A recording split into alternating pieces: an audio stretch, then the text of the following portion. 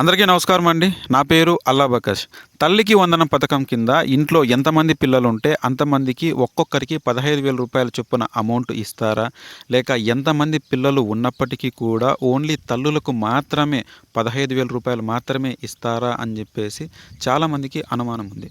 ఈ వీడియోలో మనం క్లారిటీగా ఆ విషయాల గురించి మాట్లాడుకోవడం జరుగుతుంది. దయచేసి నా వీడియోని లైక్ చేయండి. సో విషయంలో కనుక వెళ్తే తల్లికి వందనం అనే పథకము ఒకప్పుడు అమ్మఒడి పథకం.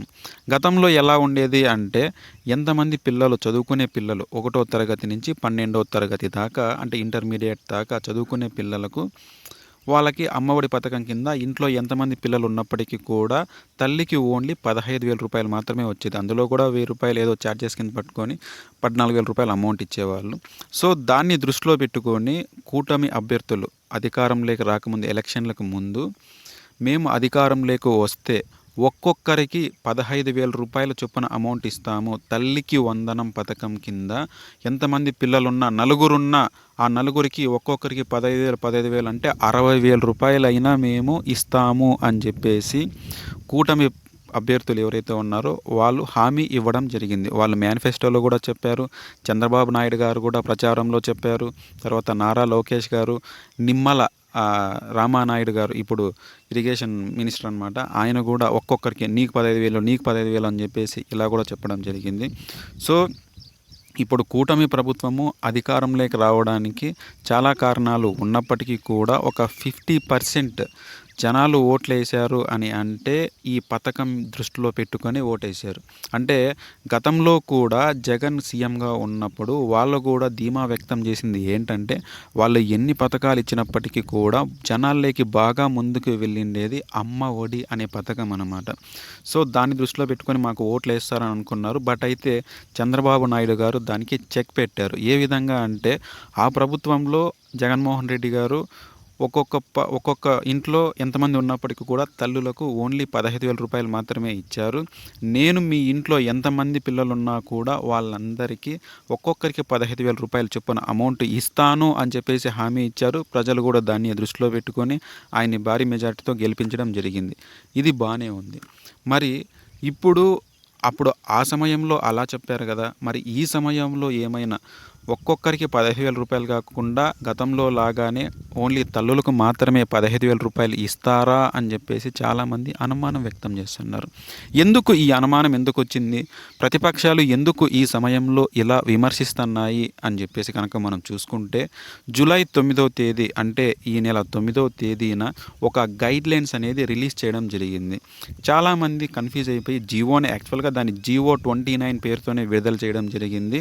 తల్లికి వందనం తర్వాత స్టూడెంట్ కిట్స్ ఏవైతే ఉన్నాయో ఈ 2 పథకాలకు సంబంధించి ఒక జీవోని విడుదల చేశారు. 29 జీవో అని చెప్పేసి. అందులో ఏముంది అంటే ఒక లైన్ ఉంది. బడులకు పంపించే ప్రతి తల్లికి రూ. 15,000 చొప్పున ఇస్తాను అని చెప్పేసి ఉంది. అంటే గతంలో ఒక్కొక్కరికి 15,000 అన్నారు కదా, మరి తల్లికి రూ. 15,000 మాత్రమే అని అంటున్నారు. ఏమైనా మాట మారుస్తున్నారా అని చెప్పేసి చాలామంది అలా విమర్శిస్తున్నారు. జనాల్లో కూడా అనుమానం అనేది మొదలైంది. ఇది జస్ట్ ఓన్లీ గైడ్లైన్స్ మాత్రమే. అంటే ఆధార్ కార్డ్ కంపల్సరీ. దీనికి అర్హత ఏంటి అంటే ఈ తల్లికి వందనం పథకం పొందాలి అంటే చదువుకుంటూ ఉండాలి. మళ్ళీ చదువుకోకుండా 6 ఏళ్ళు 7 ఏళ్ళు ఉన్నప్పటికీ కూడా చదువుకోకుండా స్కూల్కి వెళ్ళుకోకుండా ఉంటే వాళ్ళకి ఈ పథకం అనేది వర్తించదు. సో 1వ తరగతి నుంచి 12వ తరగతి మధ్యలో చదువుతూ ఉండాలి. వాళ్ళ అటెండెన్స్ పర్సెంటేజ్ కూడా 75% ఉండాలి. గతంలో కూడా ఇదే విధంగానే ఉండేది. అందులోనూ తెల్ల రేషన్ కార్డు ఉండాలి. ఇలాంటి నిబంధనలు ఉన్నాయి. తల్లికి కంపల్సరీగా ఆధార్ కార్డు ఉండాలి. ఒకవేళ ఆధార్ కార్డు లేకపోతే ఆధార్ కార్డు అప్లై చేసినటువంటి అక్నాలెడ్జ్మెంట్ ఉండాలి. లేదా 10 రకాల డాక్యుమెంట్స్ ఉన్నాయి. పాస్పోర్ట్ కానీ, ఓటర్ కార్డు కానీ, పాన్ కార్డు కానీ, జాబ్ కార్డు కానీ, అదే ఉపాధి హామీ పథకం సంబంధించిన జాబ్ కార్డు కానీ, ధృవీకరణ పత్రాలు ఎంఆర్ఓ ఆఫీసులు ఇచ్చేవి ఏదన్నా కానీ, ఒక సర్టిఫికేట్ కానీ, ఇలాంటివి 10 తీసుకుంటారు అన్నమాట, కన్సిడర్ చేస్తారు. ఇది బాగానే ఉంది. మరి ఆ తల్లికి వందనం పథకంలో తల్లులకు ఓన్లీ రూ. 15,000 ఆ జీవోలో ఉంది కదా. గతంలో వాళ్ళైతే ఒక్కొక్కరికి ఇలా చెప్పారు కదా. ఏంటి అంటే వాళ్ళు టెస్ట్ చేస్తున్నారు. అంటే పల్స్ చెక్ చేస్తున్నారు అనమాట, ప్రజల నాడి. తర్వాత ప్రతిపక్షాలు ఏ విధంగా స్పందిస్తాయి అని చెప్పేసి ఇదన్నీ రాజకీయం.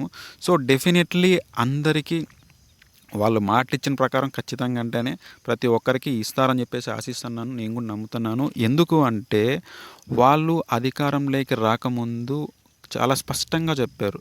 ఒక్కొక్కరికి అని చెప్పేసి. సో, డెఫినెట్లీ అందరికీ ఇస్తారు. అది జస్ట్ ఒక ప్రాదేశిక ఆదేశాలు మాత్రమే. ఇంకా మార్గదర్శకాలు రావాల్సి ఉంది. సో, ఇంకో విమర్శ ఏంటంటే జూన్ ఆఖరికల్లా గతంలో అమ్మఒడి వచ్చేది. ఎందుకంటే ఆ సమయంలోనే స్కూల్ చేర్పించడానికి కావాల్సినటువంటి డబ్బులు కానీ తల్లిదండ్రులకి అవసరం ఉంటుంది కదా. సో, ఆ డబ్బులన్నీ ఈ వీళ్ళిచ్చే డబ్బులతో మేము అలా సర్దుకునే వాళ్ళము. బట్ అయితే ఇంతవరకు రాలేదు అని చెప్పేసి మనం ఆలోచించాల్సిన విషయం ఏంటంటే కూటమి ప్రభుత్వం అధికారంలోకి వచ్చి ఇంకా జస్ట్ ఒక 1 మంత్ మాత్రమే అవుతుంది. కొంచెం లేట్ అవ్వచ్చు. బట్ నెక్స్ట్ ఇయర్ కల్లా స్కూల్ ఎప్పుడైతే ఓపెన్ అవుతాయో ఆ సమయానికే ఇస్తారు. ఖచ్చితంగా ఇస్తారు. అలాగే ఆశిద్దాం. ఇదనమాట ఈ పథకానికి సంబంధించి తల్లికి వందనం అని చెప్పేసి. ఇది చాలా అంటే చాలా ఇన్‌ఫ్లూయెన్స్ చేసి వాళ్ళు అధికారంలోకి రావడానికి ఇది చాలా ఉపయోగపడింది. సో, ఇంకొక విషయం ఏంటంటే ఈ జివో నంబర్ 29 ప్రకారమే స్టూడెంట్ కిట్స్ ఒకప్పుడు జగనన్న విద్యా కానుక. కానీ ఇప్పుడు పేరు మాత్రం చాలా బాగుంది.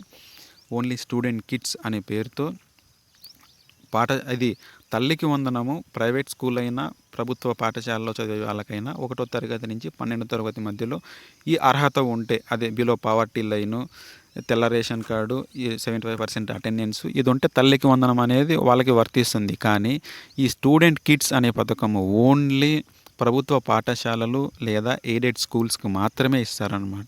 ఇందులో భాగంగా ఒక బ్యాగు, 3 జతల యూనిఫాము, ఒక 2 జతల షూలు, 2 జతల సాక్సులు, తర్వాత టెక్స్ట్ బుక్‌లు, ఒక ఆక్స్‌ఫర్డ్ డిక్షనరీ అనమాట. ఇంగ్లీష్ డిక్షనరీ, నోట్‌బుక్స్ ఇలా ఉచితంగా పిల్లలకిస్తారు. ఇది కూడా ఒకప్పుడు జగనన్న విద్యా కానుకలాగా ఉండేది. ఈ జీవోలోని పేర్కొనడం జరిగింది. ఇదొచ్చేసి ఒక 15 డేస్ లోపల ఇంప్లిమెంట్ అయిపోతుంది.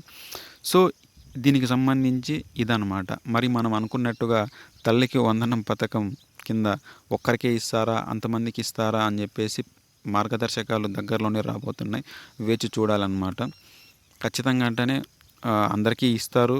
ఎందుకంటే జనాలు ఇప్పుడు ముందులాగైతే ఎవరు లేరనమాట. సోషల్ మీడియా చాలా అంటే విస్తృతంగా ఉంది.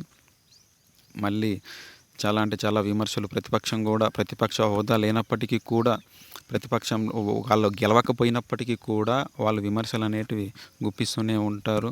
వాళ్ళని ప్రశ్నిస్తూనే ఉంటారు. సో, డెఫినెట్లీ మంచిగా జరుగుతుంది అని చెప్పేసి ఆశిస్తున్నాను. నా వీడియోలో ఏమైనా తప్పు ఉంటే క్షమించండి. ఈ వీడియో కనుక మీకు నచ్చినట్లయితే ఖచ్చితంగా లైక్ చేయండి. నా ఛానల్ని సబ్స్క్రైబ్ చేసుకోండి. కొత్తగా ఛానల్ ఓపెన్ చేశాను. మీ సపోర్ట్ నాకు అవసరం ఉంది.